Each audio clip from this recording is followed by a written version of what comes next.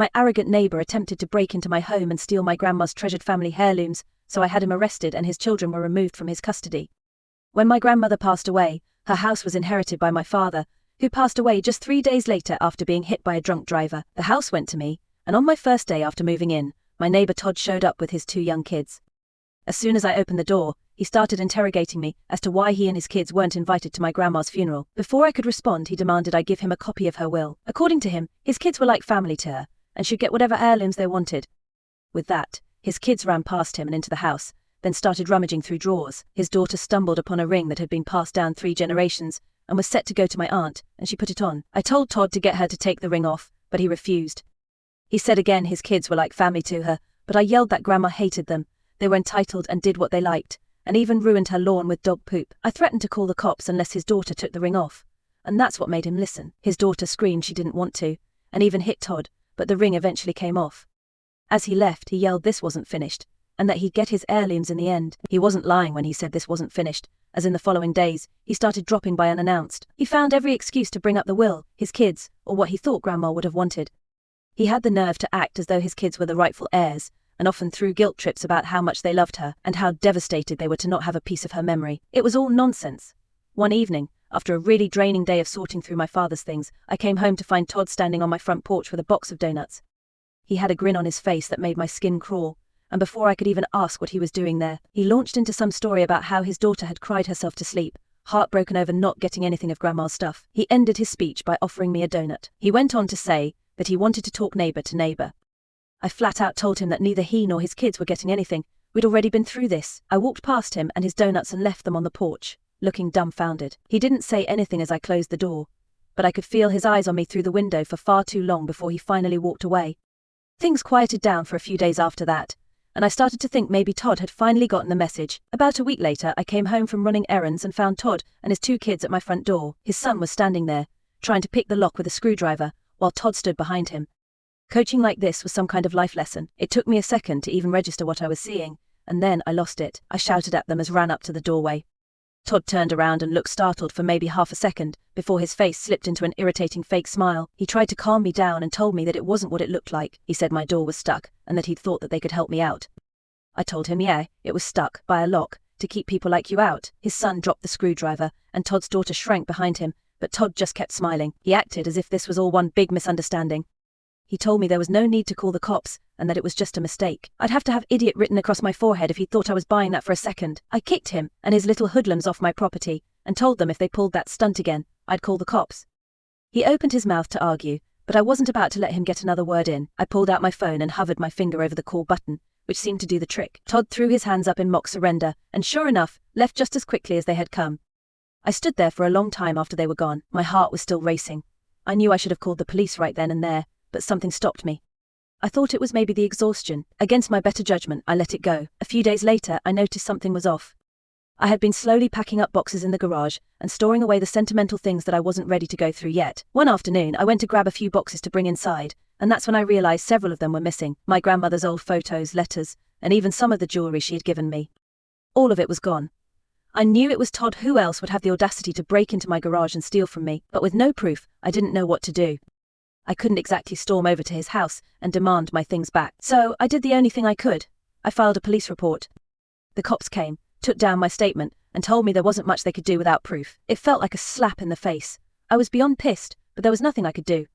I confronted Todd the next day, of course. I walked right up to him while he was watering his lawn and demanded to know if he had taken my stuff. He just looked at me with that same smug smile and denied everything. I told him that I knew it was him, because he was the only one who knew about there being valuables in the house. Think about it. If a burglar came in the middle of the night, why would he break into the garage and leave the rest of the house untouched? He denied the accusation with a smile. His smile, paired with his denying the truth, made me hot. I knew I wouldn't get far this way, so I told him I'd pay him to at least get the photos of my grandmother back. I told him he could keep anything else in there that was of value, but I needed the photos of my grandma. Those were the last ones I had of her. His eyes showed me he was remorseful, but his mouth told me that he was sorry for my loss. But it wasn't him who stole the boxes. He blamed one of my friends who helped me move in. My blood boiled, and I knew if I had stayed there a moment longer, bad things would have happened. Todd wasn't going to admit to anything, and without proof, there wasn't much I could do. So, I did the next best thing. I installed cameras. It took me a few days to get everything set up, but once the cameras were in place, I felt a little bit of relief. If Todd or his brats tried anything again, I'd have proof. It was early evening when I heard a knock on my door. I wasn't expecting anyone, but when I opened it, there stood Todd's kids, his son all wide-eyed and hopeful, and his daughter standing behind him, looking bored. The boy bounced a little on his toes and said that their dad had told him I should come over for dinner that night. I stared at him. The last thing I wanted was to sit down for a meal with the man who had been trying to steal from me for weeks. I told the boy I was busy that night, and before I could close the door, he yelled, "But we're family." He was really laying it on thick. The kid was practically bouncing in excitement like this was some grand invitation. He said that Grandma would want us to eat together. I could feel my heart tighten at the word family. My grandmother had never considered these kids family. Still, Jason wasn't going to let it go. He grabbed Sarah's hand and yanked her forward. He begged and begged. Sarah rolled her eyes, clearly uninterested in playing along. "Yeah, whatever," she muttered, not even bothering to make eye contact with me. I had an overwhelming feeling that Todd was up to something again. The thought of sitting at a table with him made me want to slam the door in their faces. But the kids were only doing what their father was telling them to. I guess I couldn't fault them. Jason leaned in closer to me and batted his eyes. "Please, it'll make Dad so happy," he said to me. I should have said no. I really wanted to say no, but for some reason the words didn't come out. I agreed and said I'd stay just for dinner, but I'm not staying long. Jason cheered, grabbed Sarah's hand, and pulled her back toward their house. When I got to Todd's, the smell of something roasting in the oven filled the house. Todd greeted me like nothing had ever happened between us. He still had the plastered smile that he'd always had. He was far too cheerful for my liking, but I sat down at the table anyway. Sarah slouched in her chair, barely paying attention, while Jason ran around to help set the table as if it were his life's mission. As we sat down, Todd excused himself to go to kitchen to finish up the last meal. I was about to dig into my plate when I noticed Sarah glancing at me, then at her plate. She fidgeted a little and bit her lip before switching her plate with mine. It was quick, but I caught it. I asked her what she was doing, and she shrugged, looking at me. She said it was nothing. Before I could say anything else, Todd called from the kitchen, asking if we were all ready to eat. Jason was already halfway through his food, and Sarah sat back, staring at the plate she had just switched. Then, just as Todd walked back into the room, Sarah's plate slipped from her hands and crashed to the floor, food scattering everywhere. Todd rushed over to her, frowning. Sarah said she'd go get another plate and walked to the kitchen while Todd cleaned up the mess. Todd and his kids had climbed over the fence the night before, broke into my shed, and rummaged through my things. They had even tried to start a bonfire with the old photo albums. I was done playing nice. I called the police again, and this time I had proof. When the officers arrived, I showed them the footage, and they finally took me seriously. Todd, of course, tried to play it off as another misunderstanding, claiming his kids were just cleaning up after some teenagers had trashed the yard. But the police weren't buying it this time. They warned him to stay off my property or face legal consequences. I thought that would be the end of it. Todd had been caught red-handed, and the police had finally stepped in. A few days later, I came home to find a for sale sign planted in my front yard. At first I thought it was some kind of prank, but then I saw Todd standing there, talking to a couple, as if he were showing them the house. I marched right up to him and asked him what he thought he was doing.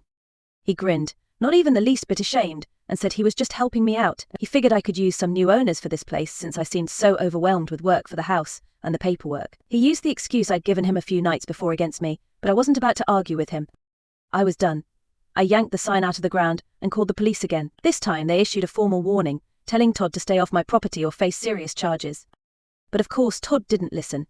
A few days later I woke up to find my car vandalized. The tires were slashed and the windows were smashed. It was a nightmare. I didn't even need to check the cameras to know who was responsible. I called the police. They took my report, and when they reviewed the security footage, there was no doubt about it. Todd and his kids had been caught red-handed again, sneaking onto my property in the dead of night to vandalize my car. This time, Todd was arrested. As they hauled him away, he shouted about how this should have been his, and how I had no right to hog it all for myself. With Todd finally behind bars, his kids were left without a guardian. Their mother had been out of the picture for years, and they were placed into foster care. I felt bad about the kids and almost considered taking them in myself. It wasn't their fault that their dad was raising them wrong, and now that they were in the system, their life would be 12 times worse. But the neighborhood was quiet for the first time in what felt like forever. I felt a weight lift off my shoulders as I watched them drive Todd away. It was over. The nightmare was finally over.